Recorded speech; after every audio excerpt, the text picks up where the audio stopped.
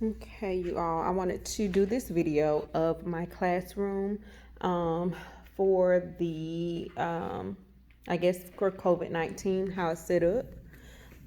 If you look here, I have my desk spaced out as much as I could. I have 19 desks in here right now. Normally don't have more than 19 students in the class, but as you can see on this first row, I have 4 desks and I've spaced those out from the next row as much as I could, because I know you're supposed to measure from the middle of the seat to the next middle of the next seat. So I think that is a good amount of space in between for the size of the classroom. And of course, once I know how many students I have, then I will be able to really see how much I can set it up or change it a little different. The next row has 5 desks in it, which I have those situated. The next desk has 5 as well. Then in this area, I have 3 desks separated as much as I could, and then 2 desks over here. Hopefully, normally I get around 17 students, 17, 18, so I won't have to use these 2 desks right here. If I only get 17 students, then I could kind of space it out a little bit more, put a few more inches in between. But I'm able to freely walk between the aisles, and I kind of like this setup. Back here is my small group desk. And of course, I'm not sure how we're going to do small group, if we're even going to be doing small group or how that's going to work. But this is always my small group area. And I really want to get some little stools that I could put back here. And I'm just now coming to kind of get my classroom together. So you see that big hunk of stuff there. I got to get all that situated. These books, got to get those put up. This is kind of like my small group little cabinet here where I keep a lot of my supplies that I use for math and reading small group. This is when they come in with their supplies. This is where I put all of I do like a collective. I put all of the glue sticks, all of the pencils, all of the dry erase markers, all of the erasers. And over here is just some of the packages that I made for the Orton Gillingham practice, kind of with the screens and the crayon. That's what that is. On the wall, this is where I hang their work, in which I might have to go back and make sure that all of those are secure because they stayed there from last year. Up here are all of my cabinets.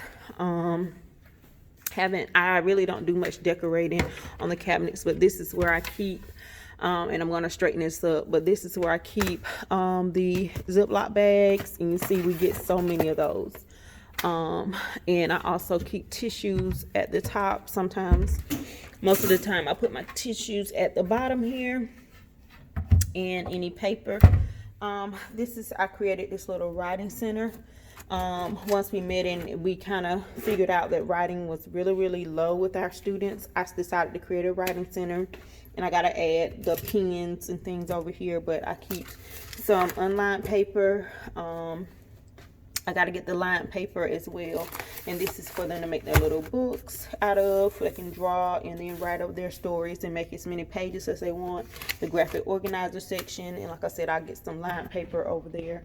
The sink is there, which of course we will not be using the water fountain. And then this is where I normally keep my hand sanitizer and any extra soap in that bin. This is the classroom from the back right now. And I'll get over to my reading center in a moment. I put this here, not quite sure what I want to do with it, but I didn't want to get rid of my table. So of course I have my treasure chest, which I need to refill. Ooh, it's a nice amount of stuff in there. So that's my treasure chest that they get to go into on Fridays. Here I'm thinking I'm probably going to do like when we have a test or we have any work that's done that needs to be turned in. If it's completed, they would put it in the green. If it's not completed, they would put it in the red, so that I know to check that they would need to finish their work at some point during the day or the week. I also have this sign up here. that says stop. Is your name on your paper? Is the date on your paper? Did you do your best? Highlight your name and the date, and then place your paper under this sign. So I gotta put some highlighters over here as well. This little bin I also use for small group. This houses my dry erase boards, markers, and the erasers, which were just felt. And if you saw these potato heads, use this as a classroom incentive. I take off all the pieces and then they get to put it back together. But I'm thinking about using this in small group this year, for them to be able to earn different incentives and different prizes with that. As you can see, I'm moving over to my reading center. My room is set up as a underwater kind of theme, if you haven't noticed. I think it's very relaxing. The fish, the water, is very relaxing, and so that's why I've always had that theme in all of my classrooms. So I've kind of changed it up. I'm gonna have a big umbrella over here in my reading center. I also have some beach items, and these fell off the wall, which I need to get laminated. They just tell about good readers' habits. And I also had one that tells them reasons that they should read, different reasons that people read to understand the world, to learn new words, so on and so forth. Of course, with what is going on now, I know that we really probably won't be utilizing the reading center, but still I want to make sure I have it set up, and so that I can give out books to students in which I have to sanitize or clean or whatever once they've done. So I'm thinking about doing them like bins of books that will last them maybe 2 weeks, put enough books to last them for about 2 weeks, and that way I can change the books out every 2 weeks. And I think even if they get finished with those books, that repeated reading would be great for them. I also want to show you, I have my whisper phones here. I have my little fish underwater background set up here, which is just a shower curtain that I put in this corner, and I'm thinking about ordering another one to kind of make it go at least to this section as well. Here is where I would normally house my small group items for my red group, my yellow group, and my green group. They're things that they would pull from for their reading small group time. And I am right now in the search of another bookcase. Right now, this is the only bookcase that I have, and as you can see, I've had to line up all of my book bins across down there until I get more, and I have mine labeled by the different genre that the book is. I have Dr. Seuss, fairy tales, spiders, and I got these labels off of course, Teachers Pay Teachers, and I keep the student author books up here because that's normally like one of the top favorites once the students start to make their own books. I have a section for magazines, which I have to get that together and straighten some up, and just showing you all some of the labels there. Books about mice, with mice in them, I need to make a label for that. My Pete the cat, I need to make a label for that. And I have labels on these. Like I said, I'm looking for another bookshelf, which is similar to this one, that I can just add right here, and then I'll be able to get all of that taken care of. So I'm getting someone to make me a bookshelf. So now I'm just showing you, this is where I used to keep their pencils. Ooh, it's lightning. This is where I normally would keep their pencils. I would sharpen, or I would used to have a student sharpen 5 pencils every week. They start the week off, like on Fridays, they would sharpen all the pencils so they would be ready on Monday, ready to go. And the students would just pull them a pencil when they come in on Monday. And then whenever they needed a new pencil, instead of having to go to the pencil sharpener or anything like that, they know that they could simply just come replace the pencil that needed to be sharpened and take a pencil out. And all these pencils are still in here from when we got out in March. Of course, they weren't able to take a lot of their things, so those pencils are still there. This right here is kind of like our swim to success. I use this for our math fluency. With the addition and the subtraction, anytime they made a 100 on their fluency on the Friday, they would get to write their name on one of the fish, and then thereafter they could just put checks beside their name. We kind of started to slack off on it a little bit, and of course I need to go back and erase.